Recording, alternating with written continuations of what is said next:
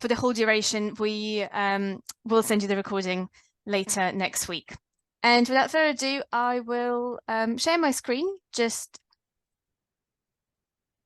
as I say, I'll start with some information on the diploma. So we have a portfolio of executive diplomas, and we have 5 in total, and strategy innovation diploma is one of them. The diplomas were created around 17 years ago, and the structure behind it is that the content is adapted from our highly ranked executive MBA program.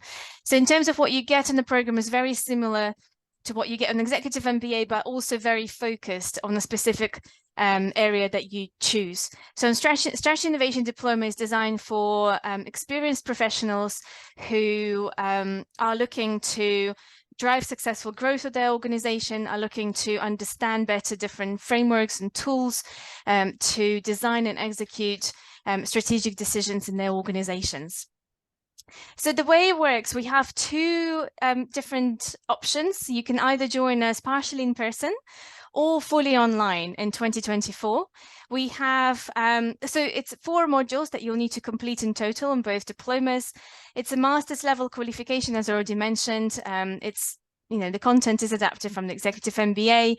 We've got start dates for the in-person program. It's 7th of February next year, and for the online program is 4th of March next year. And the program fee for both deliveries is £30,890. As I mentioned before, it's a very academically rigorous and practical qualification. So you'll be learning the theories and frameworks kind of from the academic side of it, but straight away thinking how you can apply it in your role, in your organization. So it's a very practical approach. Very quickly on module dates. So I'm not giving specific dates. You'll find them on the website, but you'll have module 1 in strategy either in February or March, then module 2 innovation strategy in May, module 3 global strategy in July or September, depending which stream you choose, and the final module either in October or November. And that followed by a final project, which is a 6,000 word project that you'll be working on. And in 2025, you'll have graduation celebration. Just to let you know that in between the modules, you're not alone at all, and studying continues. So roughly you need to be able to schedule around 6 to 8 hours a week on average throughout the year to complete your preparation for each module, but also assessments. All of the modules are assessed. They're written assignments that you'll be submitting online. So this is what you'll be working on in between modules, kind of in an offline mode.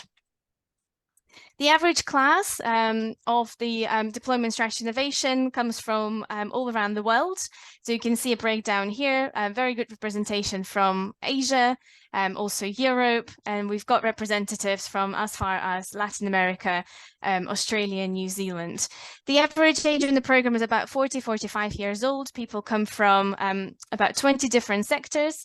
And here's just a very quick overview of different companies that we have represented, or we have had represented on our diploma, and different job titles as well. So people come from all sorts of backgrounds, quite senior professionals, but also those who are looking to move into a more strategic role, and hence they are looking for a specialist toolkit so they can progress their career further. One of the huge benefits of studying with us is, of course, your alumni network. So you're not going to be only communicating with the class, it'll be a wider diploma community, obviously say business school, but also Oxford University community. So we have over 26,000 members of the Oxford Business Alumni Network, over 20 regional chapters, and you can see them here listed, and you will be able to engage with the community as much as you'd like. We have diploma students who represent different chapters, who represent the different qualifications on the alumni committee. And if you'd like to be more involved and attend more events and expand your networks further, there's the opportunity for you as well post-graduation. And without further ado, I'm going to pass it over to Marc Ventresca for the masterclass today. It's a taster session for you to understand, the way we run these workshops, and also it doesn't matter whether you're attending in person or online. This is kind of, a taster session for you to understand what it's going to look like in 2024. So over to you, Marc. That's great. Thank you. Can you hear me, Martin? And hello to everyone. Happy to welcome you. Also, I want to apologize. Mark and I were trying to wrestle with the Zoom technology. You'd think after 4 years we would be I'd be more comfortable with it, but here we are now. Apologies again for a little bit of a delay. Mark, I sent you the slides. Would you be willing to try to show them as we get started? I'm going to just talk for a few minutes first, but if you get them, I sent them, you should know. So, Mark, I'm very sorry to interrupt you. I don't have your slides, so if you could send them to me and then give me 2 minutes to upload them. I just sent them, so they should be getting to you any minute. And if they don't come, I'll do it. But anyway, so let me just start. So first of all, welcome everyone. As Mark just said, welcome across the world for this session, kind of a masterclass session. And also welcome to the possibility you're entertaining of attending Oxford as a student, as a mature student. I'll just repeat quickly what Mark just said. The diplomas are remarkable. They bring together between 40 and 60 mid-career, high-talent people who are in positions to take off those 4 week-long modules. She mentioned also we're starting an online digital course. We had a lot of practice with that during COVID and since. My job as a faculty member is basically to put together a team of teachers. I do one of the modules, a module on innovation. We work with you. We are in person in general, and then on the online course, we'll be in an online venue with some small differences, some extra times. We'll be doing a morning session for people who are in the kind of Europe and East, and for an evening session, what we're calling in the idiom of Shakespeare, lark and owl sessions, for the evening session for people who are west of the UK. What I wanted to talk about today is a specific set of challenges. What will innovation be in the 2030s and the 2040s? It comes from work I do. I'm an economic sociologist. I've been at Oxford for 19 years. I came from the US. And I'm very interested not in traditional strategy. Some of you may know the classic works by Michael Porter, resource-based view of the firm, the kind of interest in understanding, where and how should firms position themselves, and what does it mean to renew or to innovate. And I think one of the issues that we've all lived through in the last 30 years is that model of strategy, find a position, find a successful business model, and then replicate it with efficiency, potentially with new materials, in ways that reduce the cost. That model of strategy is less and less useful in a world that you and I can all name, marked by technological transformations, marked by renewed global tensions, global conflict. Many people argue that we're entering a second Cold War that is not so cold anymore. This is the US-China struggles that are going on. We see those playing out today in the South China Sea areas. We see the China role playing out with the US in the Russia-Ukraine issues. We see it in the Israel-Gaza tragedies that are happening today. So I think we're realizing the world is a much more conflicted place, and those conflicts are more evident. I could also name Sudan, and I could name, many places in the world today. Sadly, many places. If you follow the news, you know that yesterday Argentina elected a somewhat populist right-wing government. Our US President Donald Trump a few years ago, and still has inspired many colleagues who share his same view of populism.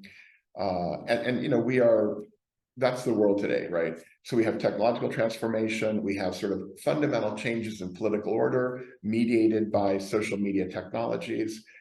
We have changing generations, changing tastes of consumers. We have generations that are less interested in owning a car, generations that don't want to buy a house. This is stressing some of the core industries that prop up modern countries, modern Western democracies, and others. We also have important new initiatives. Capitalism is under transformation around the globe. In China, the Chinese state agencies, in India, Tata, and the large number of large conglomerates. The world looks different in commercial terms.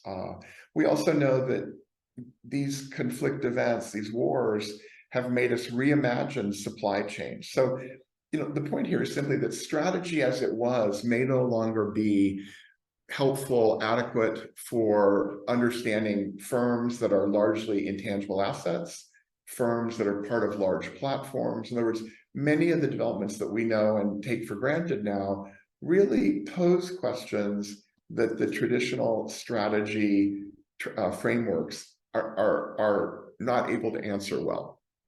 So I, like many colleagues, have begun to break out both research and teaching on what I would call innovation strategy.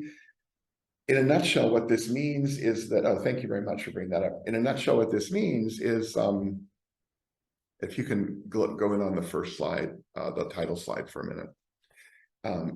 It means that we are now really trying to understand an unsettled world, a world that is not bad, it's simply different and unsettled. And that means we have to really think hard about the kinds of strategy frameworks we use, what it means to be innovative today. This is augmented, as you know, by questions a decade ago, the interest in platforms and big data. Today, the interest in artificial intelligences. As you know, 5 or 7 different kinds of artificial intelligences.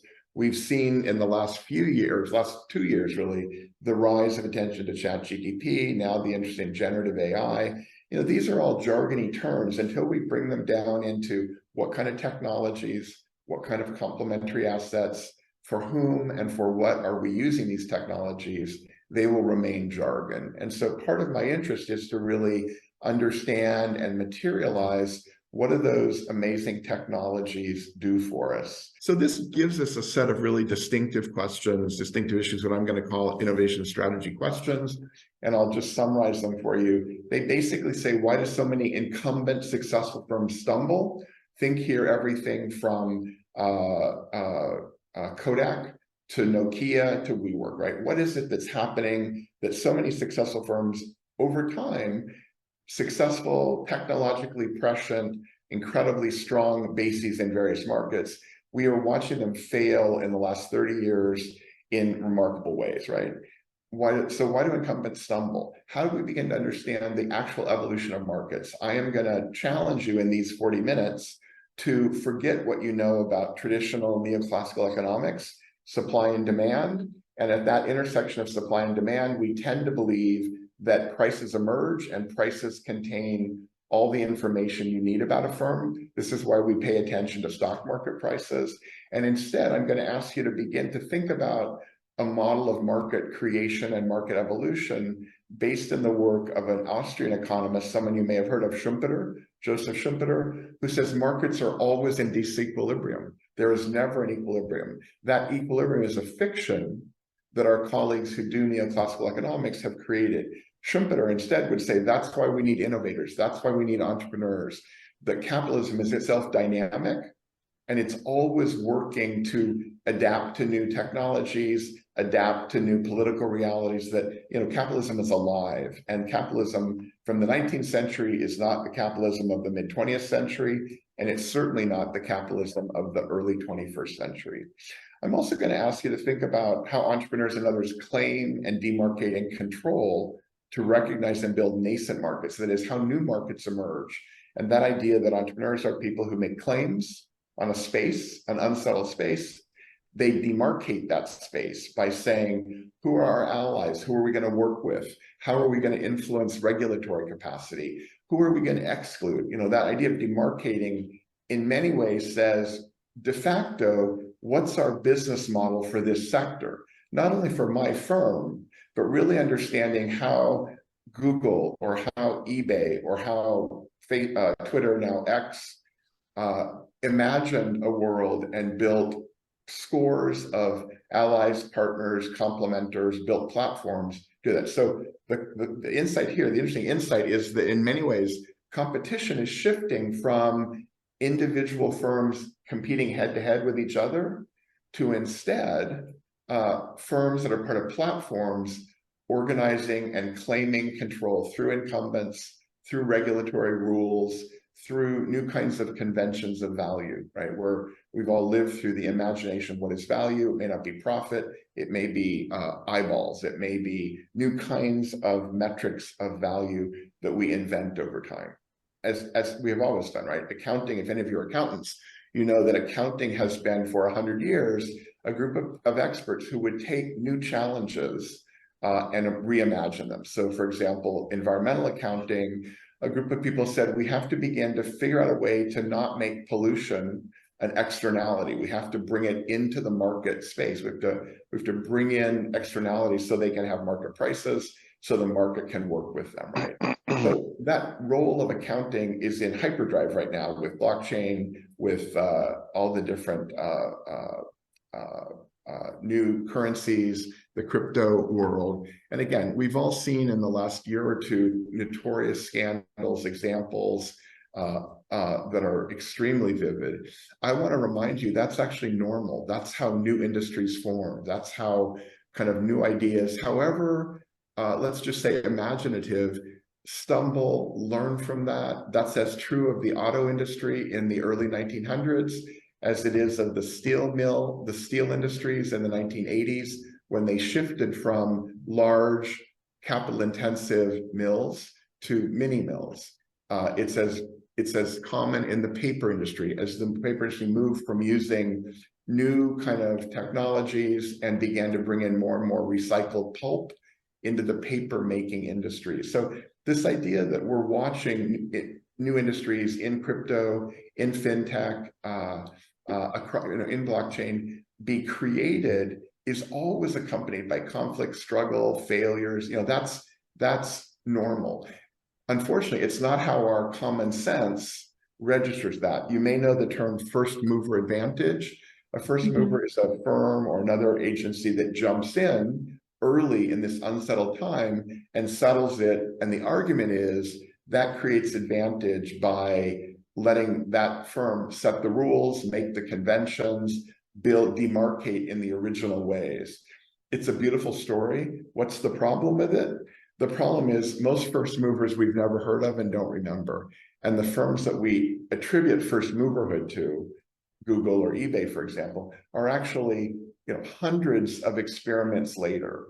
And so when we begin to think of this idea that markets are actually created, that they're political projects, they're not naturally occurring, we become very interested in who gets involved, what's the role of government, what's the role of incumbent firms, what's the role for entrepreneurs. So this is the framework of innovation strategy questions. You see here how to organize for innovation, how to make innovation routine, where and how platforms shift innovation processes and practice. That's what I want to talk a little bit about today. So Marty, if we could move on to the next slide. The next couple of slides, I'm just going to move through quickly. Todd Zenger is a colleague in the US who has tried to digest a lot of the kind of classical wisdom of strategy, Porter, Vrio, resource-based view, into a kind of a new model. And if you go to the next slide, Marta, that would be great. And he says, there are three issues firms have to think about. One is foresight. What do we know about the environment we're in? What's coming up? How do we know about what's going on around us? You may know the science fiction writer, William Gibson, a guy, he wrote the book Neuromancer, if you follow that literature. He's also the person who coined the term cyberspace. He is a glum guy, but the line he said, which I think is really relevant here, he said a long time ago, the future is already here. It's just very unevenly distributed. And what that means in many ways is the future's around us. It's in the labs here in the medical school. It's in a bunch of startups over at Cullum, which is where they're doing a lot of work here at Oxford on fusion technologies, on hydrogen technologies. It's in an incubator in the city of London. One of our alumni, Faisal Butt, founded, after making a lot of money in real estate in London, he founded Pi Labs, which is an incubator that increasingly has 7 or 8 ventures a cohort, 2 cohorts a year, and they are interested not now only in real estate, but they're interested in smart cities. So they're beginning to incubate a generation of ventures that will help us imagine and build smart cities, right? So the foresight idea here is that all around us, the future is happening. We just don't notice it yet, or it hasn't been bundled together, or no orchestrator has assembled the pieces of that future into the future. So as you can imagine, that's a view that says scenarios are the wisdom of strategy. We have to think about stress tolerances. We have to imagine scenarios. It's also a view that says there's no one future. There's no technological determinism here. There's no single future. We are all making our futures in real time. The example everyone knows is autonomous vehicles, which have been in the making for between 5 and 30 years, depending on who you talk to and what you talk about, right? But the point is, there are probably at last count, 17 consortia around the world that are trying to make autonomous vehicles workable. And at some point, one of them will succeed, and that will become the dominant design for how we understand autonomous vehicles. History reminds us it may not be the best design, it may not be the only possible one, but in some sense, the kind of ecosystem of affordances, complementary assets, political agreements will make one of those models of the autonomous vehicle. As you may know, most people agree today the technology there is stable. We're refining it, but the real work is beginning to adapt autonomous vehicles to complex roadways. In Sweden, they're experimenting with building in charging systems into the roadway itself. In Korea, they have begun to make covered highways that have solar cells on top of the highway, and so cars are refueling as they move along. We know many interesting ways to debate, in a sense, given that we'll be with autonomous vehicles.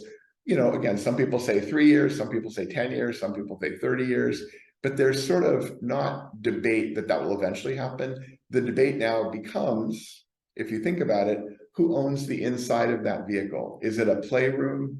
Is it a theater? Is it an office space? Is it a kitchen? Is it a bedroom? Like what becomes the car space, the internal space, once we have autonomous vehicles? So that's an example of foresight, understanding, building the future, trying out different futures, and assembling the resources and assets you need to do that. Zenger also says, and this is very familiar to all of us, he says, the second core element in this is insight. How much do we understand what we as a firm have as assets and capabilities? How much do we understand what we're dependent on? You may think about this in terms of electric vehicles. If I say electric vehicles to almost everyone on this call, you will correctly say, batteries, that's the issue. Once we solve the battery issue, then the field is really going to take off. And so then that, how well do we do that? How well do we know what the assets we are? Are we trying to improve on lithium ion batteries? Are we imagining wholly new kinds of battery technologies? You may know that Elon Musk at Tesla about 2 years ago, 2.5 years ago, said, we're going to open up all of our battery patents. And the initial response was, you're crazy. And Elon Musk may well be crazy. I'm not going to take a position on that.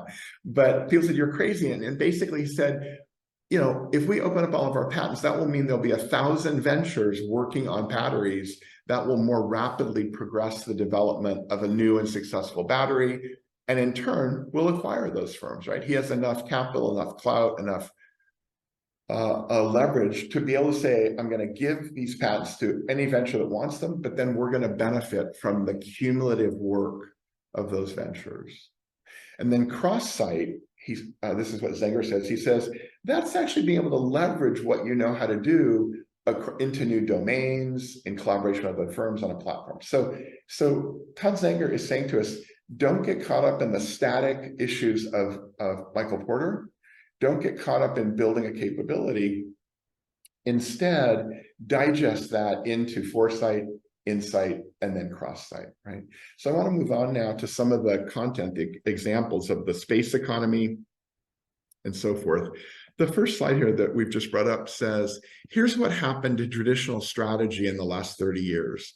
For a long time, strategy was get good at something, get more efficient at it, produce it more reliably and inexpensively, and then hold on to that, build a fort around that position, right? What happened, though, again, an earlier era of technological change, political conflicts and structuring, changing consumer sensibilities, And colleagues at Carnegie Mellon in the US, at Stanford, and other places, at places in Europe like Oxford, began to say, we've had a model for a long time of strategy that is exploit, make, in the economic sense, make full use of existing technologies, make full use of existing markets, and who cares what happens after that, right? It was a very time-limited view of what strategy was. What a bunch of new colleagues said was, you know what? The exploit, the making money as an incumbent is incredibly important. But if you only do that, at some point you'll make a lot of money, but then you'll fail, you'll go bankrupt. And if you're a new venture, you're only exploring, you don't have anything to exploit yet. So they added this idea of a ratio. How much do you exploit? How much do you explore at any one time? It's a very provocative idea. It's become the centerpiece of how we teach and do research on strategy here and in many other many other universities. But the question here is, do we only focus on making money today? And as each of you know, that's reinforced by KPIs, by quarterly accountability, by quarterly reporting. In other words, we have in place an infrastructure that reinforces make money today, meet your numbers no matter what. What this explore framework introduces is, you have to devote some proportion of energy, resources, attention, talent to tomorrow, but you have to do that today, right? And that becomes the ratio. How much of today is about making money today? How much of today is about imagining tomorrows, testing them, prototyping, running experiments, failing, and then having a tomorrow that enables you to be successful. And then you can see the arrows here that connect the over time. At some point, the explorations we do today become the bases of making money of exploit tomorrow. And we start this cycle over again. So this is where so many colleagues would say strategy is not about finding a place and holding it because the world is in tumult. It's instead building capacity to routinely innovate, to organize for innovation, and hence, I think, the interest that we have now in innovation strategy. Marta, let's go on a couple of slides. I want to get into the space economy work. Just keep going. I'm not going to do these right now because we were a little bit late starting. I mentioned it. So let's just go on to one more slide. So I've been doing work here with colleagues in the sciences, in the social sciences division, lawyers, accountants, other people. We're really interested in what you may know as the space economy, the growth of commercial activity, investing in both space commerce, so satellite applications, the data that's coming from satellites, the emerging industries and things like satellite refueling and repositioning and repair. These are cutting edge worlds, many of which don't even have markets formed yet. But we're interested in much of the activity going on in low Earth orbit. That is the first parameter of space beyond Earth's atmosphere. This is not going to Mars, right? This is not the long-term aspiration of many to explore the cosmos. You probably have seen the photos that are coming back from the Webb telescope. You've probably seen the media attention to billionaires who go into space for 2 minutes with a group of select writers. You've probably seen the excitement from many, many scientists around the world, understanding the links between recent volcanic activity and the dynamics of the solar system. We are very privileged to have extraordinary resources that are plumbing deep space, that are still thinking about how will we get to Mars? What will it mean to live through a space trek to Mars, or to reproduce in space to get living humans to Mars, right? We've all seen that, really exciting. This world, though, that I'm talking about is really the low Earth orbit LEO geospatial analytics market. It's a growing domain, and I'll tell you a little bit about that in a minute. It's been occasioned in many ways by Elon Musk's SpaceX. But this is some comments from colleagues who are in the dedicated venture capital firms. The amount of satellite imagery has increased significantly in the last 5 years and is expanding hugely in the next 5 to 10 years. The debates over launching meta constellations, the debates over the volume of satellites we're launching now because SpaceX experimented and dramatically reduced the cost of launching things into space. We see it in a lot of new partnerships and collaborations among data providers and analytic startups. So the two firms that I mentioned here, you can see on the right side, SparkGeo, one of our alums from the diploma about 6 years ago, is a consultant who has built a 50-person firm working across the US, USA, UK, and Canada. He's a consultant to firms that are in the satellite market, and happy to introduce you to him if you're interested. His name is Will Cattle. The other is Little Place Labs, a group. 6 of our recent EMBA alumni have formed a firm that is basically equipping satellites with machine learning, with algorithms that allow them to take the vast volume of data, of photographs that they have, and analyze it on the satellite itself, and then ship it down to Earth. So I'm trying to tell you a little about the excitement of space ventures right now. And the challenges. This is a world that's taken shape in the last 10 years. We have many students, alumni of the diploma, the MBA, the EMBA, who are going into this world. And everything from one of our MBA alums is doing a startup called Archangel Lightworks, which is a photonics company. In other words, they are trying to understand how we can move data through light rather than physical connections. I mentioned Little Place Labs. Bosco Lai is a wonderful EMBA alum with his team. He's built a firm that is really starting to get some early traction and funding. He's built a firm that is getting lots of recognition from the Amazon Web Services, from the Deloitte Gravity Challenge. And this is the person I just mentioned. They are building machine learning scripts to be able to basically guide or command the satellite itself to process data in ways that make sense for different clients. So this is the beginning of building a market. Let's go to the next slide if we could. So this is Will Cattle, the guy I just mentioned at SparkGeo, an amazing guy based in Western Canada. And he talks about his firm and what they do. Like any new market, intermediaries like Cattle are shaping all the ambiguity, all the uncertainty. They're basically absorbing a lot of what does it mean to have satellite data? How do we use it? Do we analyze it on satellite, vastly reducing the cost of moving the data down to the Earth? But on the other hand, you need this kind of machine learning learning work that Little Place Labs is doing. So Will is an amazing guy, very involved with my work and our teaching in the school. And very exciting, but this is the kind of intermediaries that are actually helping shape and define the emerging space economy.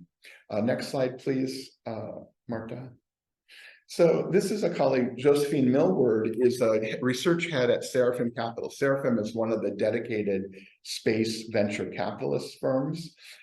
Here's her comment. AI is transforming entire space ecosystem from manufacturing to in-orbit operations, tackling collision avoidance and optimizing spectral efficiency. I'll say a little bit more in a minute about collision issues. So her point is, what I just mentioned, AI onboard processing would enable more timely delivering of insights from space.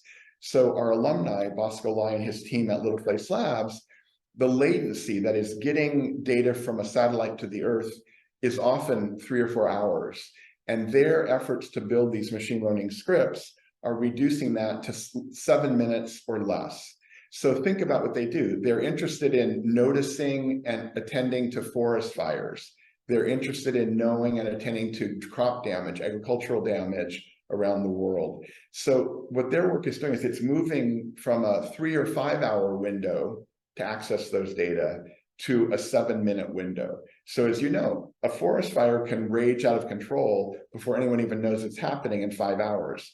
If those data from the geospatial scanning arrive at the client for their analysis in 7 minutes, we're potentially transforming the efficacy of efforts to contain or resolve these issues. And they're working, Little Place Labs is working with 12 firms in 12 different industries: climate change, migration, healthcare, transportation.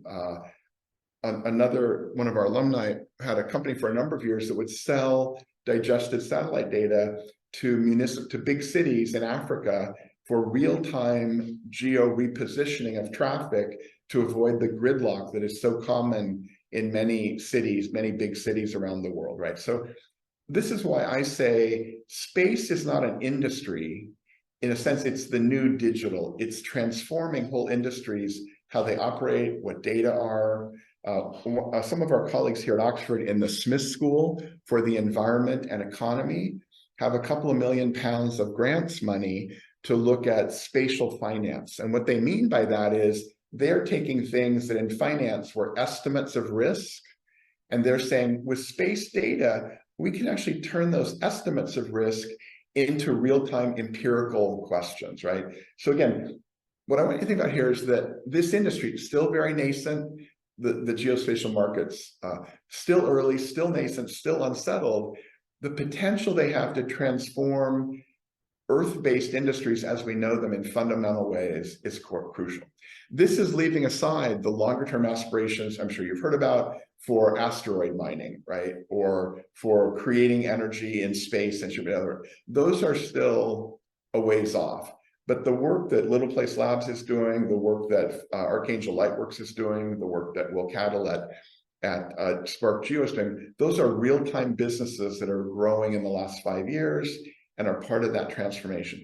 That is the promise of the space economy, right? It's not Elon Musk, although his work at SpaceX has been really important.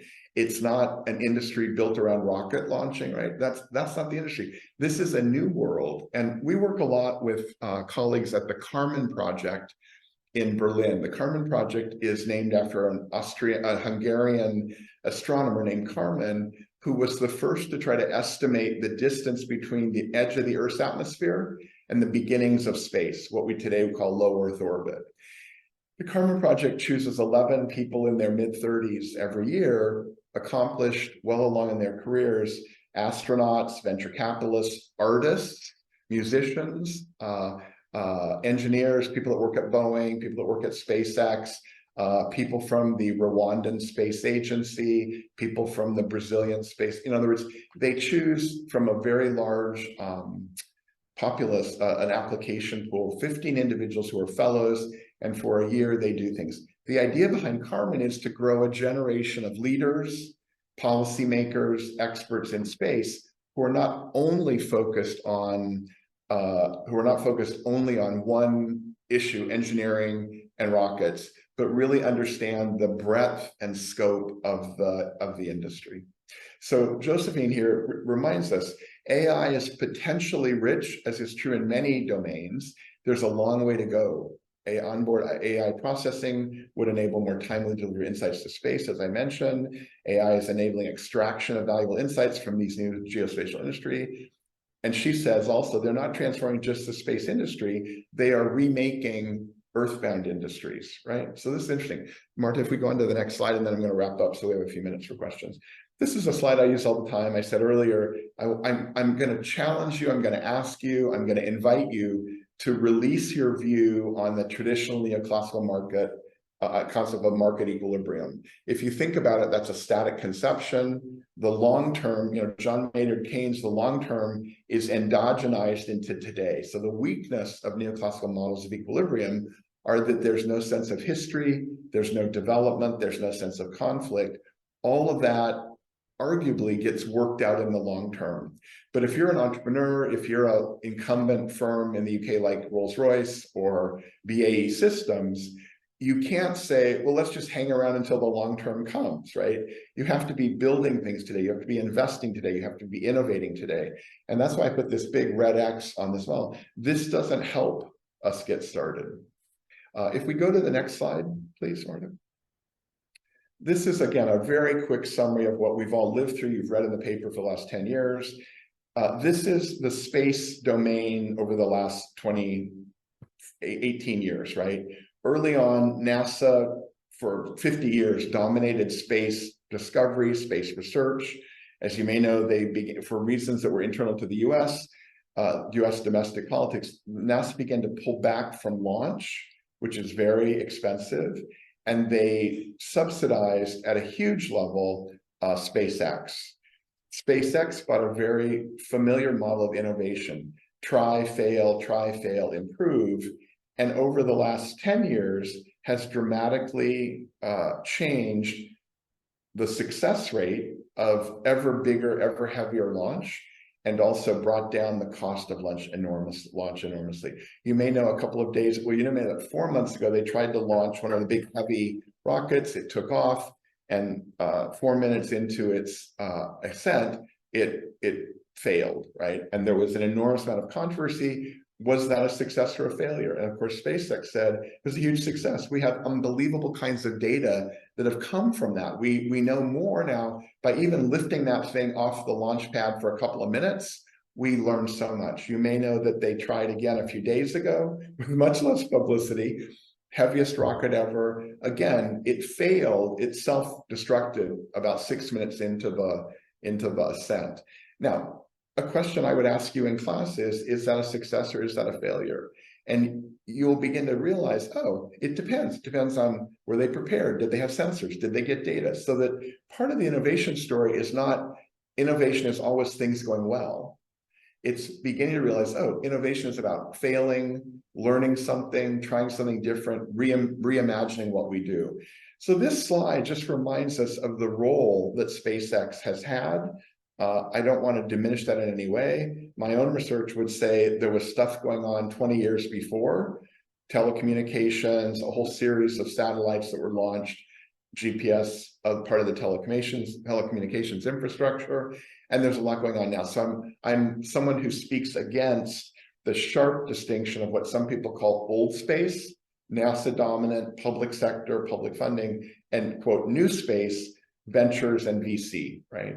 That line is not as clear as people make it out to be. And I think that's important. This is why we do research at a place like Oxford. It's why we think about what's really happened so that we don't only take a cross-section of today and then try to interpret what everything that happened by looking at today. You have to understand the historical progression.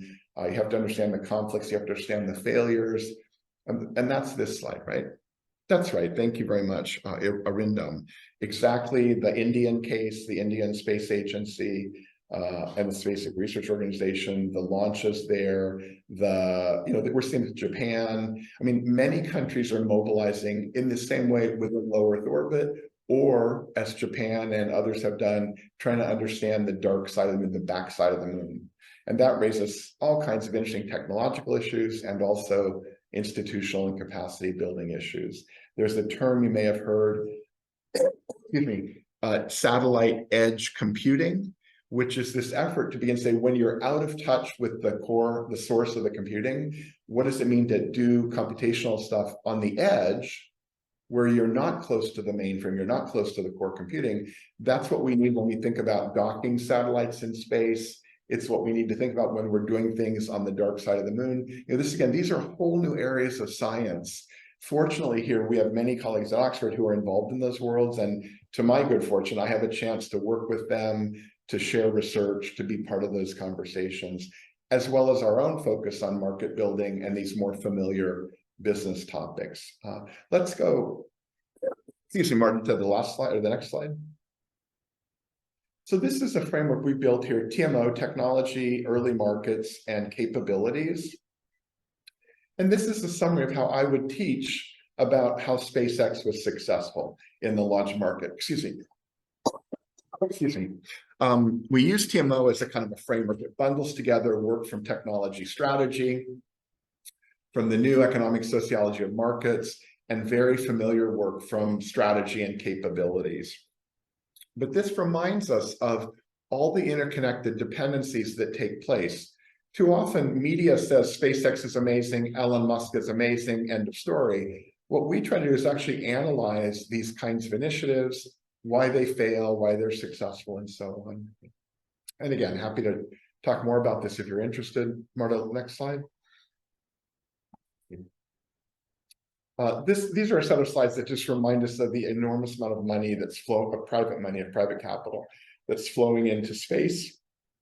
Right now, these data come from a firm called Bryce Tech, which is an excellent consultancy that produces a lot of data on space if you're interested. Bryce Tech. And again, Marta, we can just scroll through these. They just remind us of the heterogeneity, the volume. These are the VCs that are getting involved.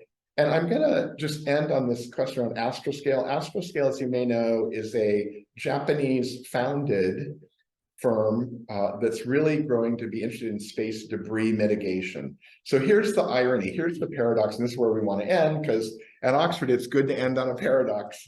The efficiency of space launch has dramatically lowered the price of launch, which means now many companies, many countries, and many individuals can afford to launch satellites.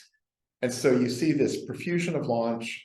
We see the meta constellations. Many of you know that you can now, there's concerns in many parts of the world that satellites are actually making the night sky opaque, that it never is dark enough anymore. There's too much reflection in the sky to see well. This has implications for all of us who live in urban centers. It has implications for astronomers. But Astroscale is one of about 20 firms, D-Orbit in Italy, a number of firms that are trying to solve, okay, all those satellites break down. They need to be refueled. They fall apart. So the space debris problem is that there are probably 20,000 objects floating around in low Earth orbit that are defunct, out of commission, out of fuel. They range in size from a few that are the size of a school bus to hundreds of thousands that are 10 centimeters or less in size. Okay, that sounds no big deal, right? Then you realize those hundreds of thousands of pieces of stuff, right, blown up satellites, legacy satellites, whatever, are moving at 18,000 miles an hour. So think about if a little bit of metal were to hit your car driving at 80 miles an hour, you know the damage that can result. Now multiply that to 18,000 miles an hour. So the issue here is space debris is going to make low Earth orbit unnavigable, many people say, by the year 2025, right? Others say 2030. The point is low Earth orbit becomes unnavigable. So the amazing accomplishments of being able to launch more satellites and the data that comes from those that are helpful in all kinds of ways on Earth, space for Earth, are now running into the problem of too much space junk. And so Astroscale is one firm of several trying to build technologies. Some use a kind of a vacuum. Some use a sticky web to grab the junk. Others use a robotic arm. Others, there are a range of technologies which are all in early stages. And then they all agree, you basically bundle that together and drop it into Earth orbit and it burns up on the way down, right? So this is a set of critical issues concerning that are still years away from being solved. So I am with everyone in saying the climate crisis is a huge crisis we have to act on, but the space debris crisis is a much more immediate, or I shouldn't say much more, it's a differently immediate set of issues where we are a decade away from a reliable technology to handle that. So that's the paradox here. We're seeing in space the rise of actual industries. We're seeing a proliferation of many new markets. We're seeing new kinds of collaborations between legacy incumbent firms, governments, public money, and many, many ventures funded by venture capital. So we're seeing lots more launch. We're seeing the growth of satellites, which creates this extraordinarily valuable new data, newly available data to do many good things on Earth. We're seeing the rise of new industries like the docking of satellites in space to do repair, refueling, and so forth. But we're also confronted with the Kessler syndrome, this idea that low Earth orbit will become increasingly less navigable. And every conjunctural event, which are near misses, and every collision simply fragments into many more hundreds or thousands of pieces of stuff flying around at 18,000 miles an hour. So I want you to be concerned about that. And I want to encourage you to reflect on the value the diploma may have for you, whatever industry you're in. The space context is not about a single industry. It's about how these issues are transforming existing markets, existing industries, and also creating new markets and new industries. I'll end by saying our alumni, our MBA alum, Chad Anderson, you may know, founded the first dedicated space venture firm in Europe. He now is a broad-based consultant. His firm is called Space Angels. He's a guy who went from being a guy doing financial trading in New York City 15 years later after the MBA until now.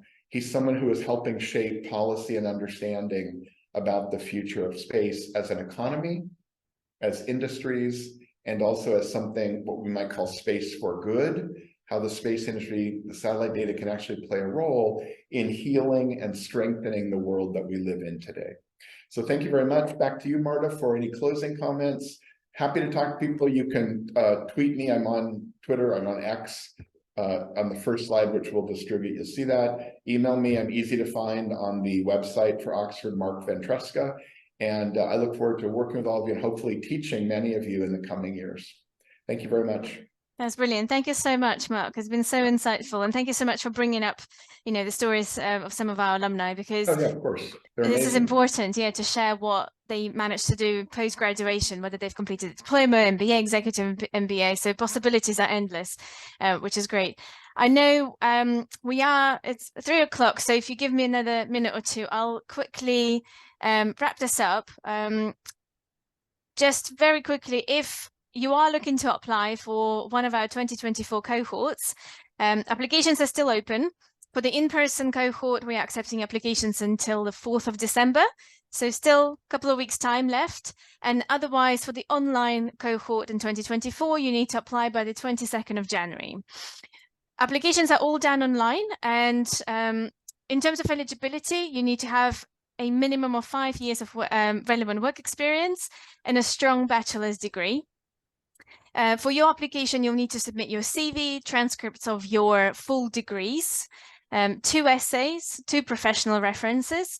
And also, if you come from a non-native English-speaking country, you'll need to also prove that your English language ability is at the right level for this qualification. But for any questions about it, please feel free to get in touch with me. I'll have my details in a minute. Just wanted to remind you as well that we have ACE Your Application masterclass on the 28th of November at 2 o'clock UK time. So if you need some tips or advice on how to make your application better and stand out from the competition, feel free to attend this masterclass next week. And otherwise, as I say, if you haven't downloaded a brochure yet, if you'd like me to give you guidance on your CV, or if you just want to talk about different options, feel free to either email me, or you've got my phone number here as well. I'll be very happy to talk it through. Otherwise, I think we're going to wrap it up now. As Mark mentioned, if you have any questions, feel free to.